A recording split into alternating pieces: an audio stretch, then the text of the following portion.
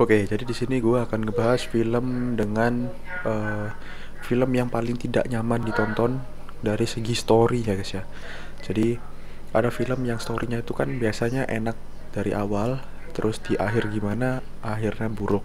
Atau film itu di awalnya buruk, di akhirnya itu ada suatu masalah dan di akhirnya itu jadi baik gitu. Jadi kayak baik buruk baik, buruk baik baik gitu, atau buruk baik buruk gitu. Jadi ada perubahan di mana setiap kejadian atau setiap ada scene itu dapat membuat ngeframe kalau kita itu bisa puas habis nonton itu. Misalnya ada orang yang melakukan sebuah eh, kesalahan atau mungkin berbuat kejahatan, tapi di film itu langsung sama sutradaranya dibikin pas di ending itu dibalas gitu ya. Istilahnya itu yang baik menang, yang kalah tuh yang jahat gitu. Nah, tapi di film-film yang gue sebutin ini itu sangat tidak nyaman untuk ditonton gitu, karena tidak memberikan kesan kepuasan sama sekali, bahkan bisa memberikan traumatis ya, dan juga efek-efek yang lumayan membuat kita itu jadi parno gitu guys, atau trauma berat gitu. Oke, gue akan mulai aja guys. Nama istilahnya itu anti katarsis ya. Jadi film yang kalau ditonton itu istilahnya itu kita berharapnya musuhnya terbalas, ternyata enggak gitu. Kita tetap eh, seperti dari awal aja gitu.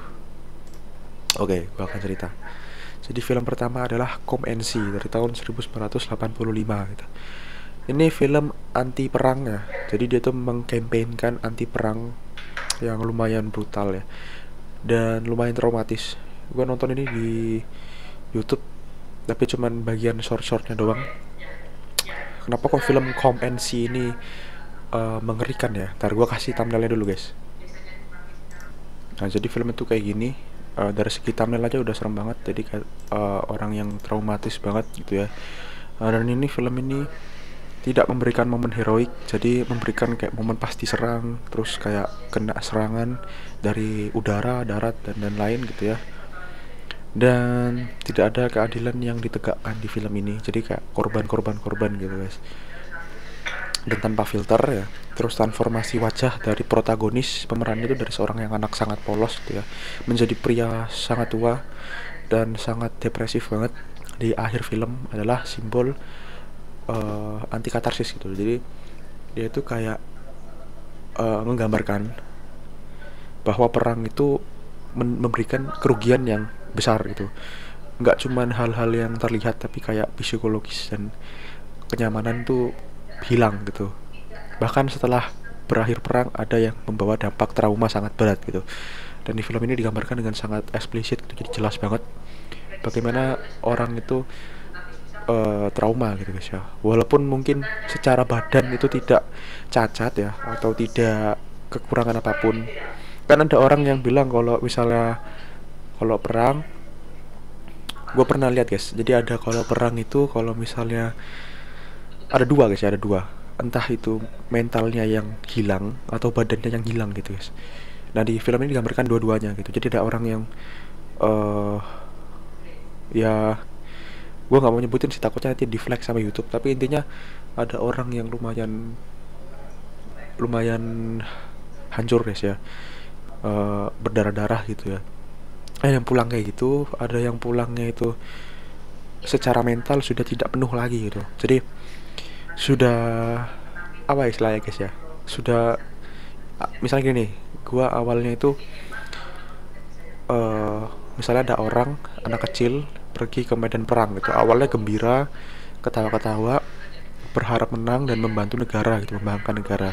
Pas pulang anak ini tuh jadi nggak pernah ceria lagi, selalu jadi orang pendiam, nggak pernah banyak omong, pemurung, dan seringkali mengisolasi dirinya. Nah kayak gitu guys. Jadi film ini tuh menggambarkan kayak gitu, tapi ini dijadikan feeling ya. Jadi feeling dari film ini diberikan langsung ke penonton tanpa ada sensor gitu.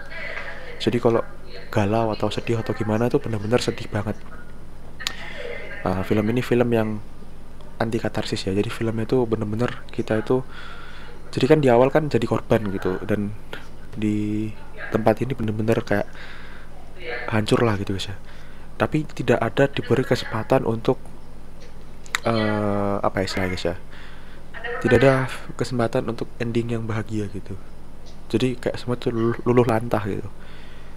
Oke, sorry agak panjang guys ya. Yang kedua film Martis tahun 2008. Di sebagian film dari gerakan New Friends Extremity, Martis adalah film horor ekstrim yang menggabungkan kekerasan fisik dan psikologis yang intens. Ceritanya mengikuti seorang wanita muda yang trauma masa kecilnya, kemudian terlibat dalam sebuah sekte yang melakukan penyiksaan brutal.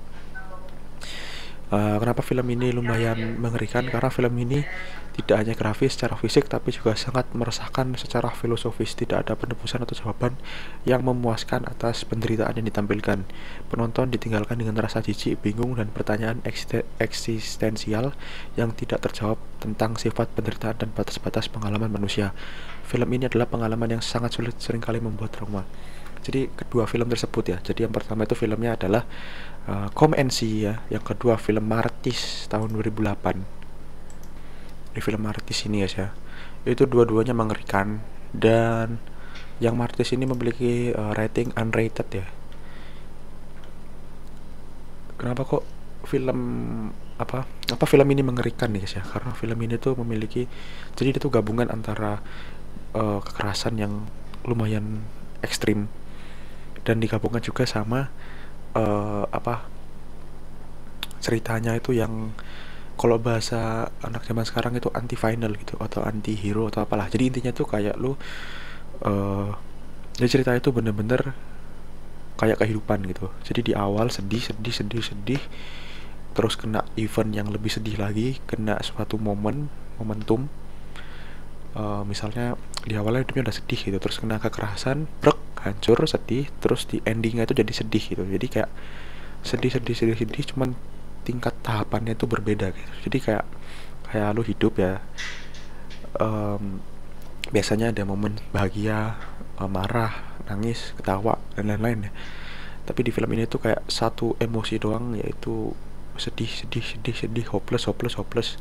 Dan ini kalau kita tonton terus menerus memberikan kesan yang sangat fatal dalam psikologi, karena kayak kita itu seakan-akan ikut perang, atau seakan-akan kita ikut jadi korban, dan karena memang diposisikan tidak bisa melawan. Dan memang sering sekali film-film seperti ini itu untuk kritik. Tapi kalau untuk, gua nggak tahu ya ini kritik atau gimana, tapi kritik itu kan kalau ditonton orang-orang yang innocent itu berbahaya. Kayak misalnya anak-anak kecil atau orang-orang remaja, atau bahkan mungkin penyintas, itu bisa menyebabkan trauma. Jadi ya sebaiknya kalian hindari ya. Jadi filmnya Martis sama Come and See. Film ini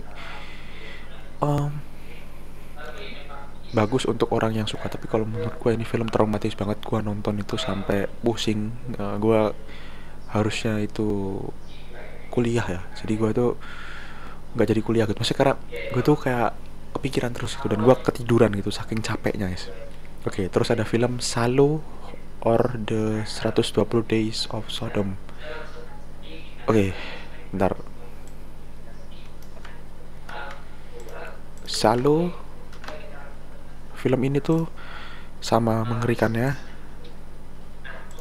Oke, untuk film Salo, sorry gue nggak bisa nampilin gambarnya, karena filmnya gue cari di subscription itu gambarnya, thumbnailnya nggak ada yang bener guys. Jadi thumbnail itu bener-bener eksplisit banget.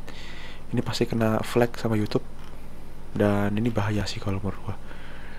Oke, gue bahas aja kenapa film Salo ini salah satu yang parah juga ya. Film ini sangat kontroversial, karya Pier Paolo Pasolini. Ini diadaptasi dari novel Marquis de Sade, berlatar belakang Italia fasis ya. Film ini menggambarkan 4 orang kaya dan berkuasa menculik sekelompok remaja dan menyiksa mereka secara fisik dan seksual. Mengapa parah? Karena Salo ini terkenal dengan kekejaman dan degradasi manusia yang ditampilkan secara eksplisit. Ya, kalian bisa lihat filmnya itu kayak suka-suka dia gitu guys, bisa dibilang apa ya, kayak telanjang gitu guys ya. Dan telanjangnya itu skala gede, itu ngeri banget. Gua nggak nonton film ini guys ya, jadi film ini gua benar-benar nggak tahu gimana ceritanya.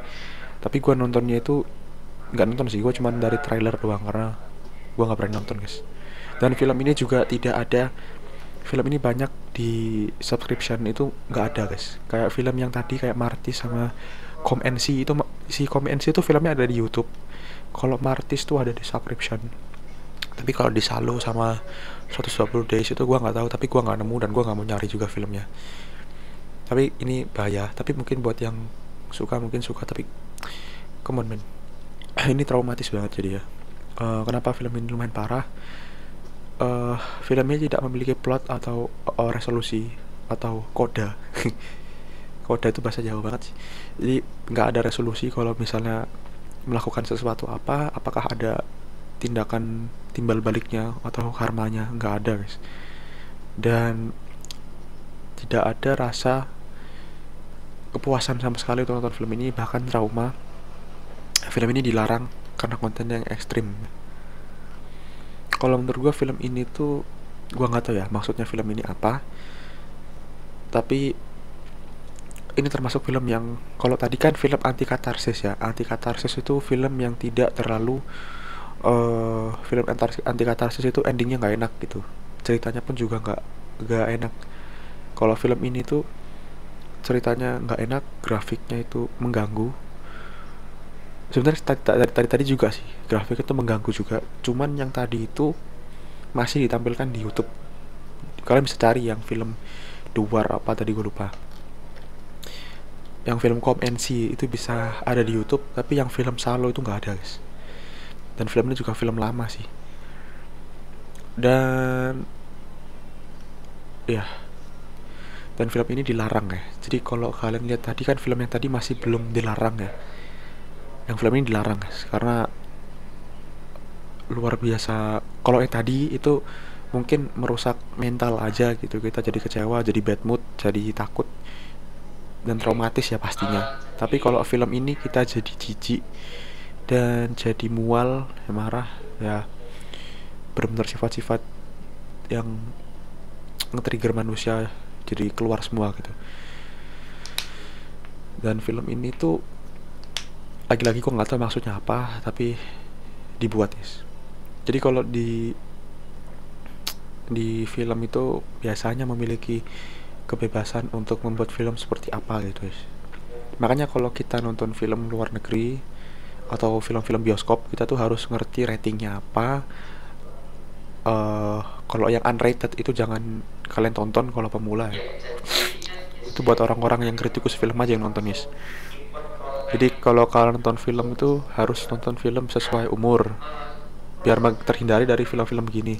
Terus yang kedua, kalau bisa nonton film sesuai, kalian baca dari awal gitu, kira-kira sinopsisnya apa, temanya apa, dan amanatnya apa. Nggak harus spoiler, tapi untuk mengetahui gitu. Karena kalau menurut gua film itu, namanya manusia di dunia kan ada 6 miliar ya. 6 miliar manusia ini memiliki bermacam-macam apa istilahnya, niche apa, segmentasi atau genre film gitu. Dan nggak semua genre film ini cocok gitu. Bukan cocok sih, maksudnya ada film-film yang sangat sangat berbahaya untuk ditonton gitu ya. Nah, film ini termasuk gitu. Jadi kalau bisa kalian hindari aja film kayak gini guys. Gue aja nonton, gue salah satu film yang menurut gue paling disturbing itu film ini, karena menurut gue aneh banget guys. Dan gak tau ya, gue tuh kayak ngeri banget ya nonton film ini. Jadi gue gak tampilin thumbnailnya, jangan ditonton juga guys. Oke. Terus film selanjutnya adalah Eden Lake tahun 2008 guys. Jadi film Eden Lake ini film lama ya. Ini film waktu gue zaman kecil. Jadi film ini film Eden Lake. Kenapa film ini parah ya? Karena film ini efektif membangun ketegangan dan kengerian tanpa supranatural. Jadi tanpa setan pun ngeri banget. Film horor survival Inggris ini mengisahkan sepasang kekasih yang liburan romantisnya berubah menjadi mimpi buruk ketika mereka diusik oleh sekelompok remaja lokal yang semakin lama semakin brutal. Di film ini berakhir dengan cara yang sangat mengerikan tanpa ada harapan, membuat penonton merasa frustasi, marah terhadap hal yang ditampilkan. Film ini membuat berpikir tidak mungkin ini bisa terjadi namun kenyataan pahitnya hal-hal buruk bisa menimpa siapa saja. Untuk cerita Eden Lake ini sama, gua nggak nonton videonya, tapi gua cuman baca-baca dari sinopsis, baca-baca dari Google, IMDb, sama Metacritic doang. Kalau dari segi filmnya ini dia itu anti katarsis ya. Jadi anti katarsis itu film yang endingnya tidak enak dan memiliki kekerasan yang luar biasa. Jadi setupnya film-film yang super nggak enak tonton ini biasanya grafiknya itu gore, ceritanya itu sedikit suka-suka gitu ya, atau menghilangkan norma-norma sosial yang ada, terus kekerasan yang ekstrim, dan uh, alurnya itu mengerikan gitu. Jadi apa istilahnya ya, alurnya itu membuat orang yang pernah nonton atau pernah mengalami hal-hal yang ya istilahnya itu penyintas hal-hal ngeri gitulah, kekerasan atau apa, itu jadi trauma guys. Jadi film ini sangat tidak disarankan untuk orang yang penyintas korban apalah kekerasan atau apa, semuanya itu jangan nonton ini guys. uh, gue termasuk orang yang kalau nonton film itu biasanya ngeliat dulu dari sinopsisnya guys. Jadi film ini tuh sutradaranya siapa, pemainnya siapa, ratingnya siapa, alurnya gimana, dan kira-kira bakal kayak gimana gitu. Kalau misalnya dari awal itu film sudah tidak cocok ya, atau uh, terlalu out of context banget gitu, kayak misalnya kita nyari film thriller, gue tuh suka film thriller itu yang bentar guys, gue tuh suka banget nonton film thriller yang fokus sama kebahagiaan, maksudnya gitu loh. Jadi film thriller kayak tegang gitu, terus tengah-tengahnya itu dibalas dan berhasil, atau tegang terus ada suatu momentum dem, terus endingnya tuh bahagia gitu. Tapi kalau film itu thriller terus endingnya gantung terus kayak gimana itu gue cenderung takut ya untuk nonton, karena itu kebayang-bayang guys, kayak misalnya film itu durasinya 2 jam 1 jam, tapi lu bakal mikir film itu serem sampai 1 bulan. Jadi sangat kurang worth itu tonton kalau kalian nggak terlalu apa istilahnya ya, kalian nggak terlalu ngerti apa sih istilahnya guys ya, kalian nggak terlalu bisa menerima atau batas toleransi terhadap hal-hal yang mengerikan ini tuh rendah gitu, jadi jangan ditonton, ekstrim banget. Kebanyakan film ini juga nggak ditayangkan di bioskop Indonesia, jadi kalian kalau mau nonton tuh harus akses subscription luar negeri itu ya. Itu pun juga biasanya nggak pernah ditampilin di bagian utama. Jadi kalau mau nyari film-film kayak gini tuh bener-bener harus ngulik gitu ya, ngulik-ngulik di internet. Ratingnya itu biasanya sih 18 plus ke atas gitu ya. Itu aja sih. Jadi film ini mengerikan gitu guys ya. Tapi apa namanya, tapi kita harus sadar bahwa ini film gitu ya. Jadi buat yang trauma, anggap aja ini film, entah kejadian nyata atau tidak atau gimana, tidak usah terlalu dipikir dalam-dalam gitu ya. Dan itu juga bukan tanggung jawab kita, karena yang bikin film serem kayak gitu bukan kita gitu guys ya. Jadi kita hindari aja daripada terkena resiko gitu guys. Terima kasih nonton guys, Don't Need to Heaven.